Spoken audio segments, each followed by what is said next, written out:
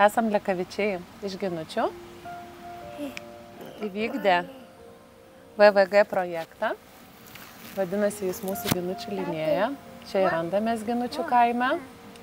Teikiame paslaugas daugiau šeimoms ir vaikams. Tai turime vaflinytę, kurioje kepame burbulinius vaflius. Taip pat ledai, dešrainiai, gėrimai, pieno kokteiliai. Žodžiu, galima čia pasmaližiauti. Taip pat turime pripučiamą batutą, ant kurio vaikai gali pašokinėti, kol tėvai atsisėdę gali pailsėti. Tai žodžiu, mūsų veikla tokia nedidelė, bet tikrai labai reikalinga mūsų Ginučiuose.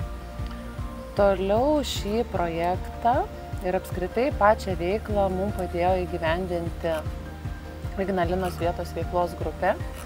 Be jų tikrai būtume nepasiryžę įgyvendinti šio projekto, nes be abejo pirmas dalykas idėja tai yra idėja, bet kaip visada atsiremia viskas į finansus. Tai žodžiu, susiradę juos internete